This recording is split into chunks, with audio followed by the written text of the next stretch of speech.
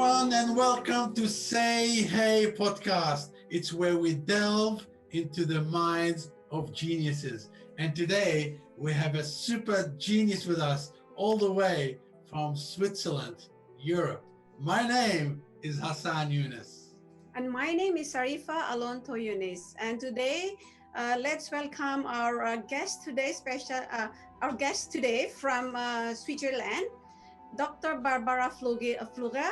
She is an international speaker, an author of 5 books. Sometimes we can imagine, how do you turn products into services? But she will explain to us and share with all of us, audience. So let's welcome, without further ado, Dr. Barbara Flugge. Yes, thank you. Yes, thanks a lot. I'm really glad and honored to be part of your podcast, Sarifa and Hassan.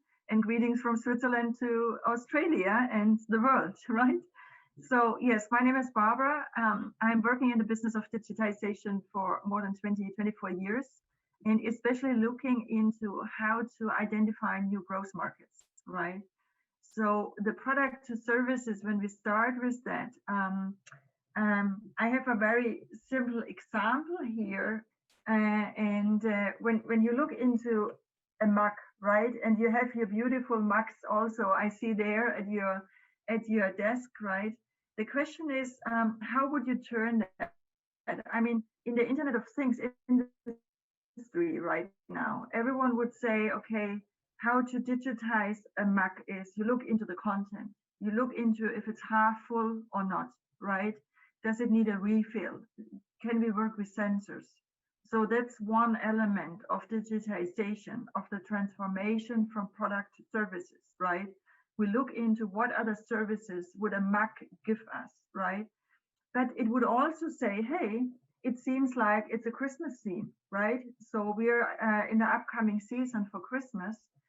So when I go with a camera or with a QR code on the specific design of a mug, why shouldn't it just open, let's say, a video or a music theme with let's say, speaking up to the season that's being reflected in the design of the product?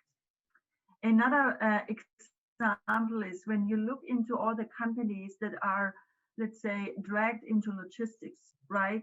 Furniture companies, for example, furniture manufacturing companies, they have a know-how in how to produce, what kind of wood to use, how to design a good table, right? That is, let's say, for home office, for example.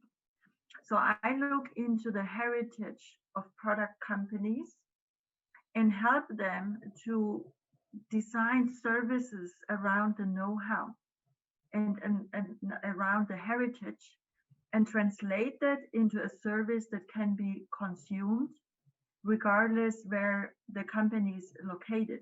So it gives you access to a new market. It gives you access to new geographies, to new user groups, right? So that's the product to services transformation, what I'm doing. Yes. Wow, that's amazing, because we live in an era of in a digital era, right? They call it the third or fourth industrial revolution, right? In the digital sort of era, and I have never come across your niche before.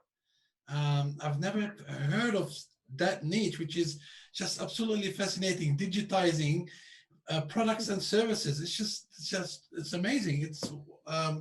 It really just blows my mind that of the work that you are capable to do. And basically, from what you're saying is, really, there's no limitation, right? It's not like just a certain product or certain service that you do. It's really just very broad scope. Is that correct? Yeah, absolutely. And the point is, what it takes a couple of, let's say, ingredients, right, to do that. So one of the ingredients is to understand to a certain extent the product. And I worked in various different industries, right? I worked in pharma, in automotive, telecommunications, governmental institutions, also for cities, for smart cities initiatives.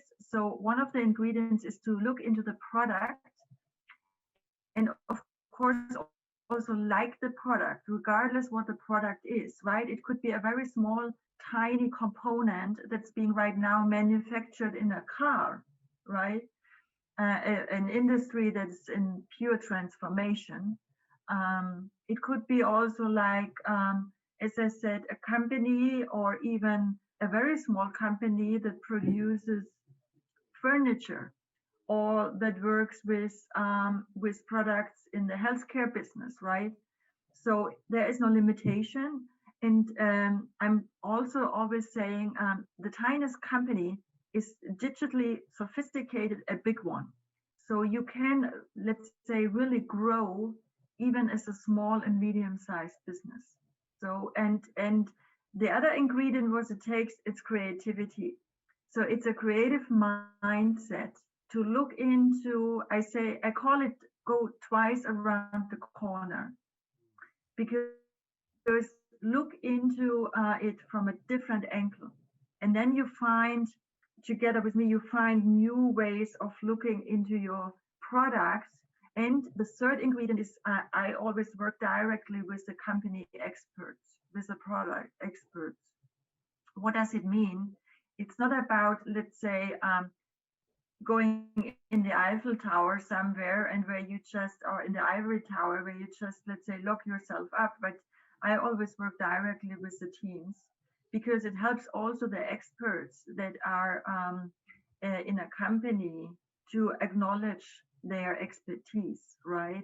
And to help them also bring them into the digital area. Like you rightly said, the fourth revolution, right? The fourth industrial revolution. And many staff members are not attached to digitization. They're afraid of it because they say, I'm going to lose my job. So my way of acting is to help them to turn their expertise into a service, so that they can also later work independently, for example. And that's another shift, what you see and what I observe in the market, that your business is going into, it's getting more fragmented. There are more disruptors. So why not going back and look into your solid foundation? And that's your staff, the staff members, your expertise, and the products you made business with the last decades, right? Mhm. And that's the point. I mean, the product, the experts, and have a creative mindset, right? And the digitization know-how. That's Yes. the fourth one. Yes.